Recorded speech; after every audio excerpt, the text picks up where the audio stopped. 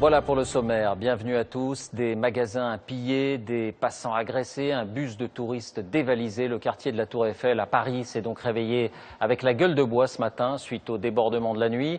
On compte une trentaine de blessés et la polémique est en train d'enfler. On va y venir dans un instant. D'abord, les faits, ce qui s'est passé la nuit dernière. Fanny Stenler avec toutes nos équipes. Une heure avant, à cet endroit, il y avait des familles avec des enfants. L'ambiance a commencé à se tendre lorsqu'un groupe de supporters fend la foule. En rang serré, ceux que l'on surnomme les ultras, des supporters enregistrés comme violents par les policiers, défilent au milieu de la place, les bras levés.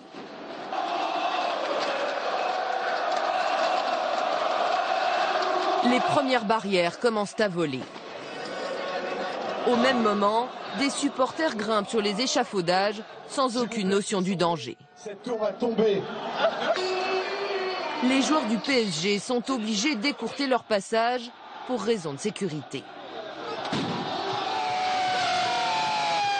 Le spectacle ne durera que quelques minutes. Mais une fois les joueurs partis, deux camps se font face. Et cette fois, la situation dégénère pour de bon. Les CRS chargent et dispersent la foule.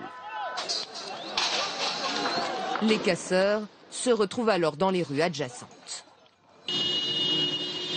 Des voitures sont incendiées, les vitrines éclatées à coups de barres de fer, les scooters renversés.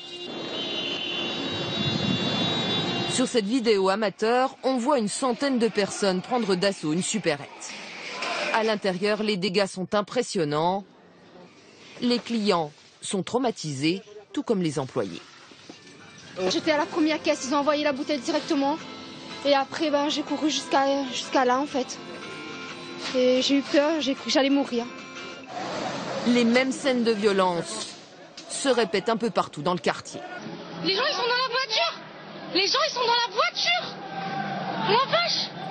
À sa fenêtre, cette jeune fille filme les assaillants qui s'en prennent à la voiture de sa mère.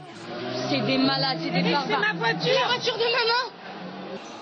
Plus loin, près de la Tour Eiffel, le coffre d'un bus de touristes est ouvert et dépouillé sous l'objectif de cette caméra. D'autres véhicules sont endommagés. On imagine la frayeur des passagers. Plus tard dans la nuit, les supporters se déplaceront sur les Champs-Élysées. En tout, 43 personnes seront interpellées au cours de la soirée. 42 ont été placées en garde à vue.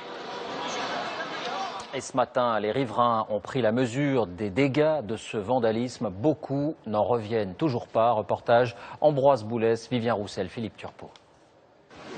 Le sol jonché de bris de verre, témoin des violences de la nuit. Ce café a été saccagé. Il restera fermé aujourd'hui. Le tableau laisse les passants consternés. Le spectacle est pitoyable, malheureusement. C'est pathétique, honteux, j'ai honte pour Paris, j'ai honte. Au bord de cette avenue, parmi les plus aisés de Paris, voilà ce qui reste de certains véhicules. Sous les yeux des commerçants, des casseurs s'en sont même pris aux voitures en circulation. J'ai vu des pseudo-supporters attaquer une Ferrari, sortir la personne de sa voiture, lui taper dessus, casser la vitre arrière et prendre les clés de la voiture. Près de la place du Trocadéro, peu de vitrines sont intactes, certaines boutiques pillées. À l'heure de porter plainte, les commerçants sont amers. Ils ont le sentiment d'avoir été abandonnés par les forces de police. Nous, on paye les pots cassés parce que les assurances, les problèmes de perte, d'exploitation, etc., c'est pour nous, c'est pas pour les petits abrutis qui sont venus défoncer nos vitrines. Donc voilà, notre gouvernement n'est pas à la hauteur, notre maire n'est pas à la hauteur, notre préfet n'est pas à la hauteur et nous, on n'est pas protégés. Moi j'ai vécu en 98 et en 2000, donc 98 le mondial, 2000 c'était pour l'euro. On a eu une présence policière qui était beaucoup plus importante que celle qu'on a eue hier. Là, il n'y a pas eu assez d'encadrement, clairement. C'est 855-2. L'heure est à présent aux réparations. En tout, une quinzaine de magasins ont été vandalisés. Et avant d'évoquer la controverse sur l'organisation des forces de sécurité, on l'a entendu, elle est vive, cette question, qui sont les casseurs? S'agit-il seulement de supporters? Enquête Franck Genozo, Chloé Cormery, Jean-François Monnier. Des incidents en deux temps, avec deux groupes bien distincts.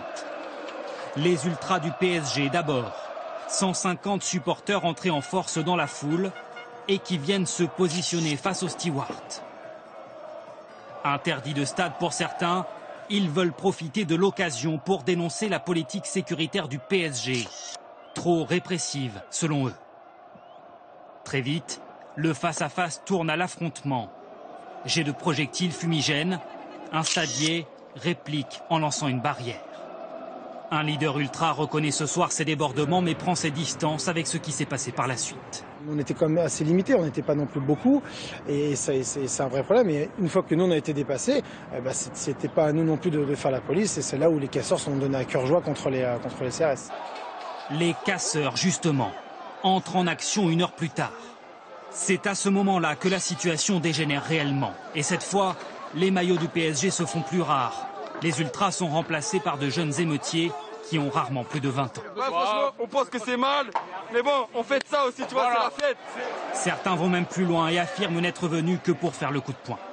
Là, le programme là, on va casser le plus de camions de police possible.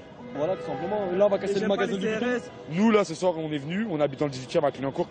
On va tout casser ce soir. Voilà. Pas du tout le foot qui vous intéresse. On s'en fout du foot, nous.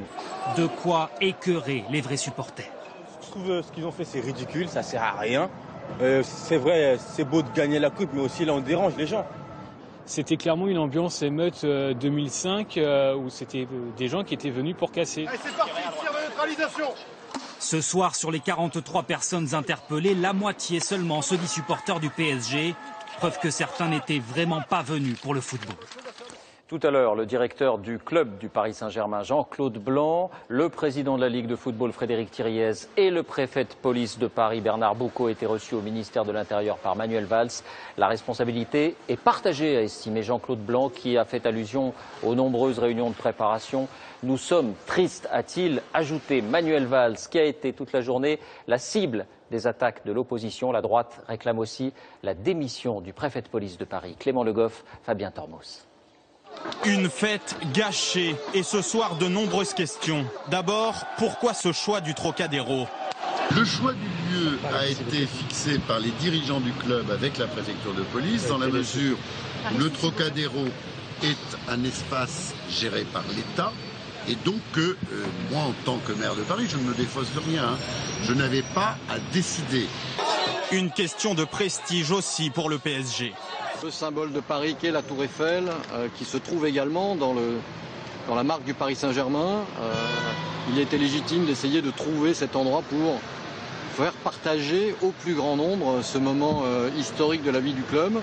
Mais alors, pouvait-on anticiper ces débordements? Dimanche soir, un rassemblement improvisé s'est tenu sur les Champs-Élysées. 3000 personnes et déjà une centaine de casseurs étaient présents. Sur ces images de violents affrontements entre forces de l'ordre et manifestants. Jusqu'à hier matin, plusieurs réunions se sont tenues à la préfecture, mais pour les syndicats de policiers, l'événement a été mal évalué. Les services de renseignement ont vraisemblablement sous-estimé la menace. Les services de maintien de l'ordre avaient été confrontés la veille à ces casseurs. On savait qu'ils reviendraient. Il y aurait dû avoir, comme pour des manifestations étudiantes à risque, il y aurait dû avoir des contrôles en amont, notamment en banlieue, puisque ces gens-là viennent par bande, et on aurait pu peut-être les réguler si on avait pris les mesures nécessaires. Sur place, le dispositif de sécurité était-il adapté? Au total, hier soir, 800 policiers ont été mobilisés, c'est-à-dire 1 pour 19 supporters, un ratio important selon les spécialistes. Mais selon certains témoins, à partir de 20h30, des groupes d'émeutiers ont pris la direction des Champs-Élysées. Les CRS aussi, laissant le champ libre aux dégradations dans une artère très commerçante. Cet après-midi, la polémique a gagné l'Assemblée. Monsieur le ministre, vous êtes le responsable de l'ordre public. Assumez vos responsabilités. Aujourd'hui, monsieur le député, on ne vous entend pas concernant les coupables d'hier soir. Les ultras, oui, les ultras et les casseurs qui défient les lois et l'autorité. Alors, à l'évidence, dans le pays, dans la République, l'ordre a changé de camp. Vous êtes pour le désordre. Ici, c'est l'ordre républicain qui est soutenu. Ce soir, certains élus de l'opposition réclament la démission du préfet de police, d'autres celle du ministre de l'Intérieur.